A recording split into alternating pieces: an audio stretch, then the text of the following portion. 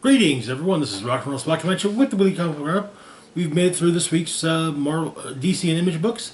Now it's going to kick in the gear with this week's Marvel books. Kicking these off, we've got X Factor #1. So, X Factor is focusing on a new X Factor lineup that consists of Angel, Feral, and other characters. We'll get into that soon. However, basically, it's a X Factor is being reimagined as a kind of basically a reality show, military contractor, military-based reality show focusing on a military strike force of mutants.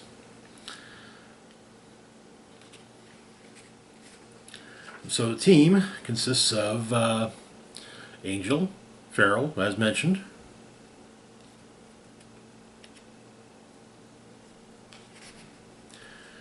and we've got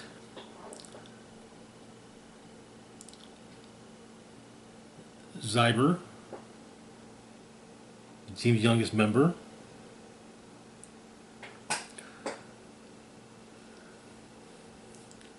At first, also Rusty Collins, aka Fire Fist, who makes a point of pointing out that he goes by Fire Fit. He goes by Fire Fist, and that's Fire Fist, not Fist Fire. Then we've got Cameo, a shapeshifter who initially pops up on the red carpet pretending to be Beast.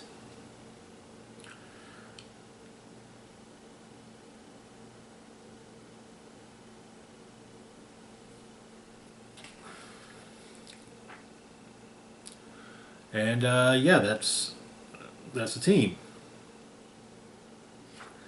But they're put up in the Factor House, X Factor headquarters.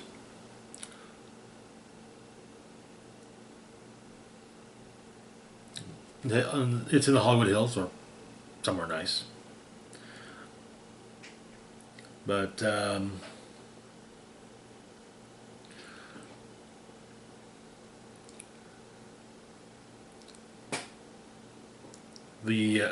the brains behind this the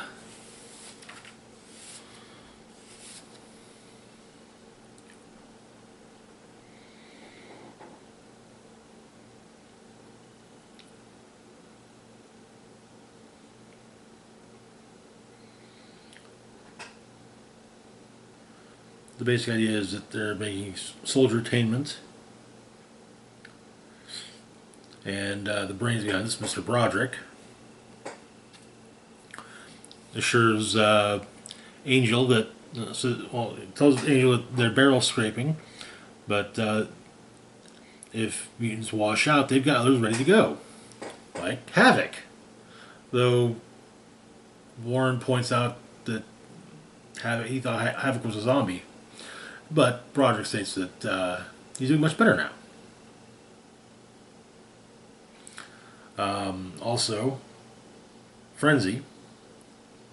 Apparently, that doesn't sit well. Apparently, with Angel, but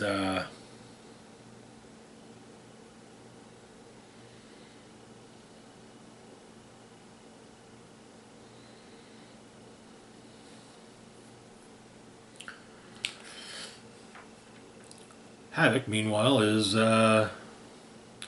Well, apparently, Havoc is back with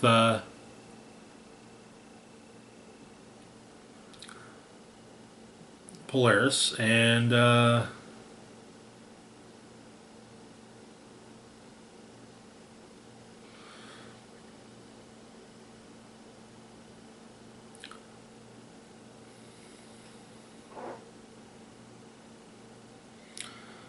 apparently.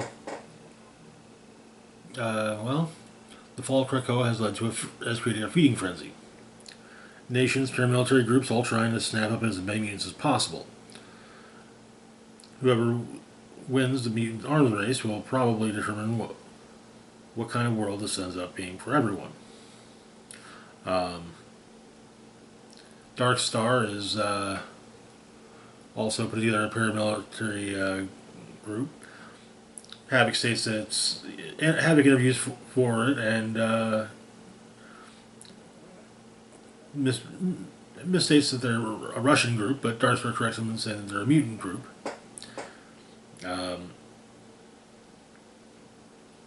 Adding that X term will decide the outcome of every armed conflict in the world for a price.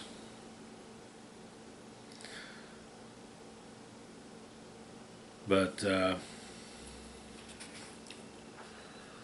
and they're apparently at the their base is the decommissioned nuclear power plant at Yaroslavl, Kunishir Island, formerly the Soviet Union.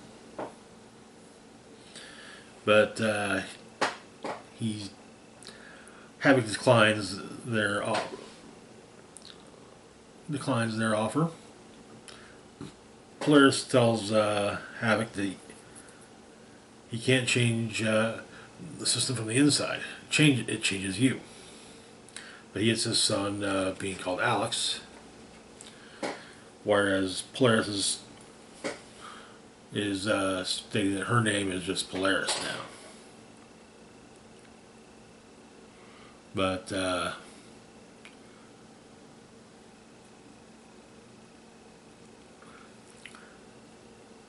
X Factor suits up.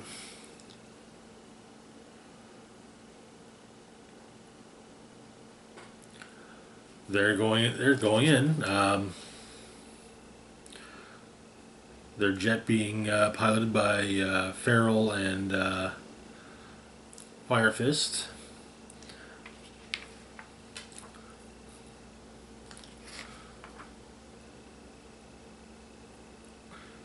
Cameo basically shapeshifts into one of the X-Term mercs as a means of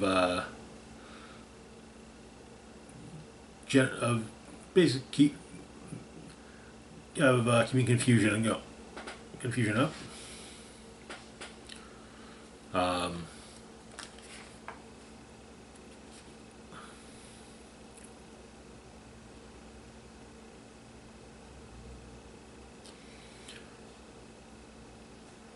But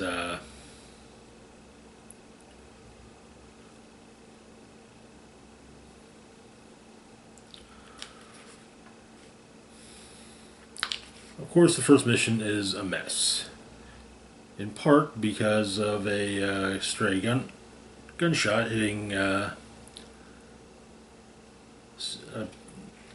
C4, but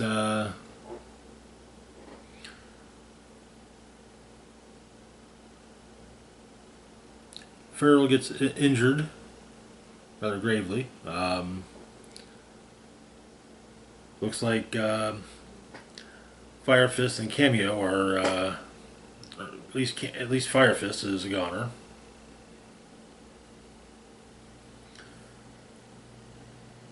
But the base, as well as X-Term itself, is undestroyed. Angel is recuperating. Apparently, though they failed in their mission, X-Factor's kind of a hit. But Broderick's figured out the trick to getting America to love X-Factor.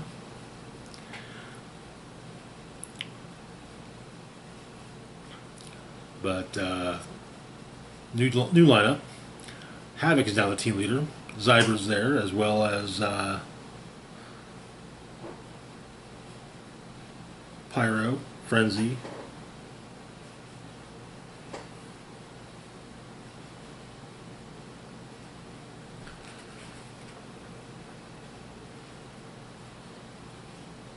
Cecilia Reyes and Granny Smite. And that is where the issue ends. Alright, so first reaction is that it feels a bit like Ecstatics. I don't think I mean that in a bad way, but it does feel like there was a pitch for an Ecstatics book, and editorial decided that that was going to be X Factor. Moving on, though, the book was entertaining. Moving on, though, to our next book, we've got X-Men #2. Where we left off, the X-Men had, Cyclops' team of X-Men had dealt with some basically U-Men wannabes that were formed out of Orcus. But the issue begins in San Francisco. There's an alien invasion.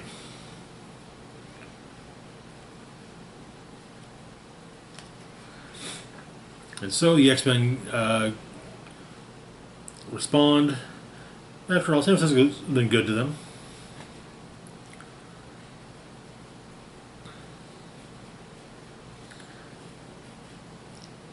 Cyclops, Psylocke, and Magic are the advanced team on the ground.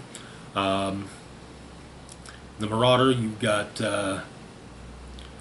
Quentin, Oya, and Juggernaut, with the plan being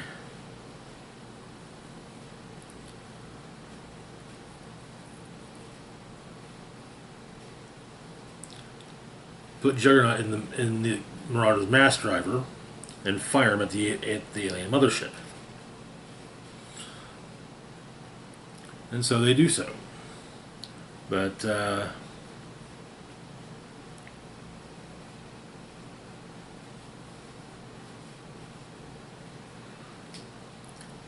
something feels off, though, with the invasion.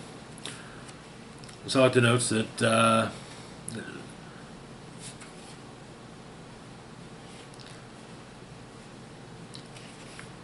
after Juggernaut is blasted through the mothership, Psylocke points out that, well,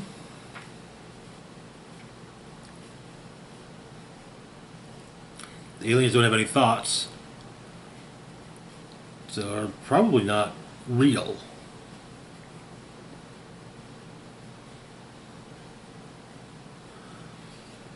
The New Mutants that they've discovered in the midst of it. Oh, that was the other thing. There's a Cerebro ping picked up a mutant in San Francisco as the invasion was getting underway. Apparently he's a reality warper.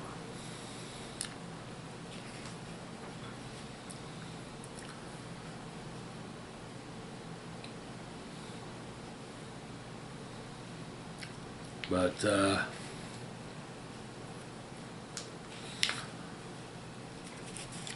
the X-Men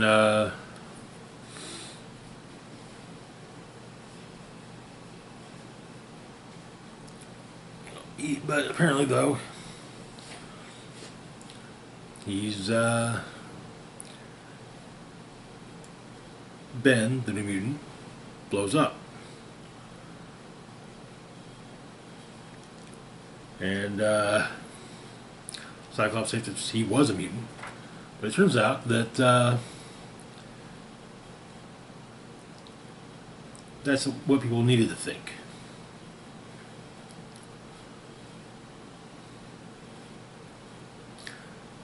But now the thing is for Beast, Magneto, and Cyclops to figure out what happened to him. And that is where the issue ends. Good second issue. It feels kind of like it would be nice to get some continuation on basically the overarching villains from the first issue, but I'm sure they'll pop back up. Moving on though to our last for the moment, we've got Hellverine #4. Where we left off, Logan had caught up with Akihiro and become the host of the demon Bala Ghul. Whereas Project Hellfire has created a new destroyer voluntarily. But Logan realizes that it seems like his own struggle to with his inner with the beast within, basically, kind of imprinted on Bala Ghul.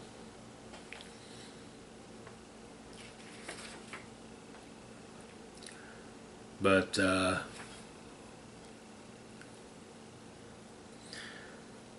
he transfers Bala Ghul back to Akihiro, and in the hopes that Akihiro will survive, will continue to live. Back at the Pentangle, General Harms comes in with the corpse of the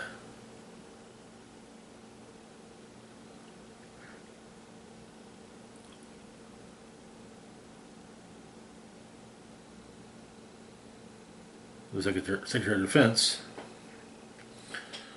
with the intention, basically insisting that she be resurrected through Project Hellfire. After Akihiro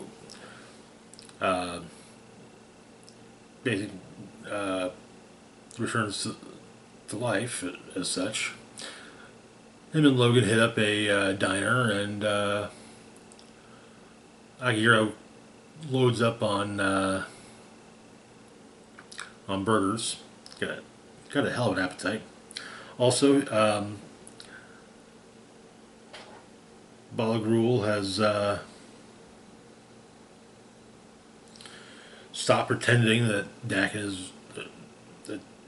is Wolverine, or is Logan. His claws are back to normal. So he's got the two claws up top and the one claw underneath. And at Nationals Park, the new destroyer is reunited with one of his former soldiers. General Harm puts the demon skull on as a helmet, and very clearly puts it that everything that Project Hellfire is doing is in service to Hell. The basic idea being that Hell serves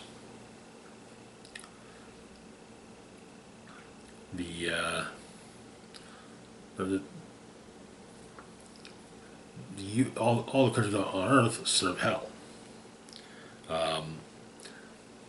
On the way to the White House, General Harm is attacked by Logan and Akihiro, as he's got Harm has the Secretary of State, Secretary of Defense, but Logan doesn't feel too bad about kicking her head in because, well, she's already dead. The other destroyers detain and restrain General Harms, and the demon skull is destroyed by Akihiro. But they can't burn the place the pentacle to the ground because on account of the pentagon being above it. But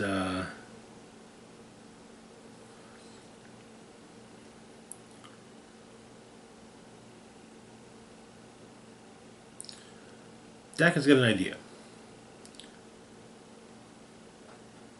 They can't guarantee that Project Hellfire won't get resurrected, but Akihiro can guarantee that the right people will be in charge of it, who understand the dangerous potential of it all too well.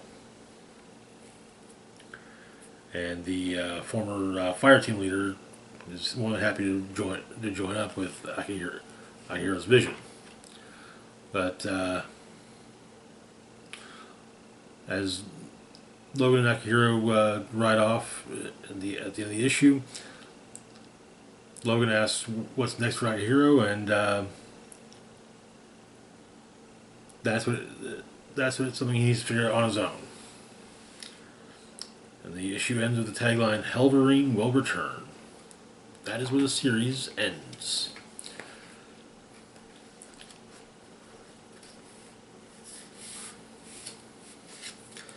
It's good to see that Akihiro's back, and managing to differentiate himself from Logan. But it was, overall, it's a good series. And like I said, it's nice to see that Akihiro's back, and it's nice to see that him and Logan are still on good terms from Krakoa. But it does help that the series was written by former Wolverine scribe Benjamin Percy.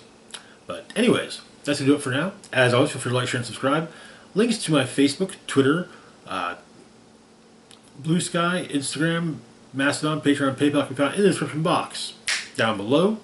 This is Rock and Roll Spock signing off saying, live long and rock hard.